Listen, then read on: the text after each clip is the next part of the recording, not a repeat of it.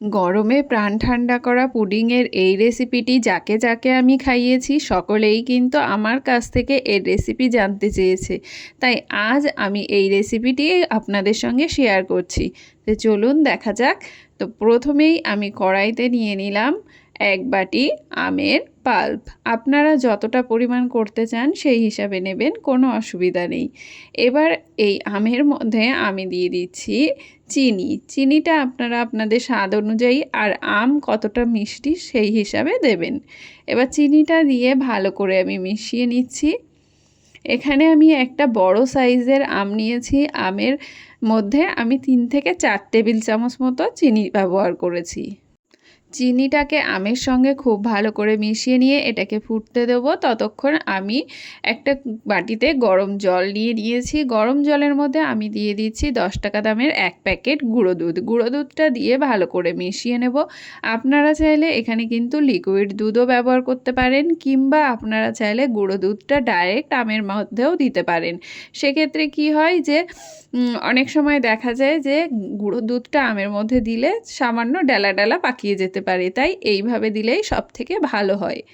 তো ভালো করে দুধটাকে গুলে নিয়ে এবার আমি আমের মধ্যে দিয়ে দিলাম। আর যখন আমরা দুধটা আমের মধ্যে মেশাবো তখন কিন্তু গ্যাসের আঁচ একদম লোতে রাখবো, আর খুব ভালো করে অনবরত নেড়ে চেড়ে এটাকে মিশিয়ে নেব, না হলে দুধটা দানা দানা হয়ে যেতে পারে। তো ভালো করে মিশিয়ে নিলাম। মিশিয়ে নিয়ে আবারও এটাকে জাল হতে দেব।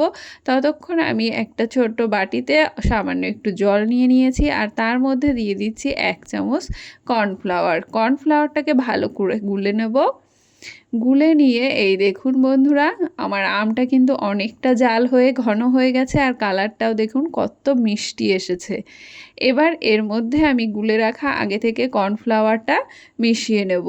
আপনারা যতটা আম ব্যবহার করবেন সেই হিসাবে কর্নফ্লাওয়ারের পরিমাণটা বাড়িয়ে নেবেন।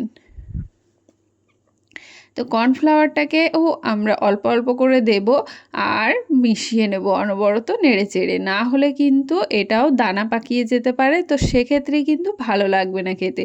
তো গ্যাসের আঁচটাকে একদম লোতে রেখে এটাকে মেশাতে হবে। তো দেখুন কর্নফ্লাওয়ারটা দেওয়ার পর এটা কিন্তু 2 থেকে 3 মিনিট রান্না করাতেই দেখুন একদম ঘন হয়ে এসেছে। তো খুব বেশি রান্না করার প্রয়োজন নেই।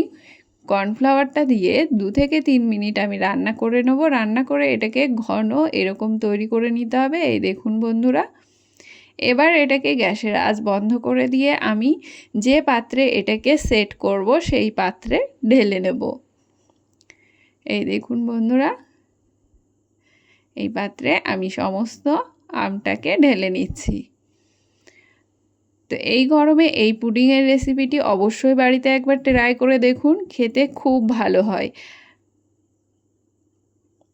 তো পুরো আমটাকে আমি ঢেলে নিয়েছি। ঢেলে নিয়ে চামচের সাহায্যে ওপরটাকে সুন্দর করে সেট করে দিচ্ছি।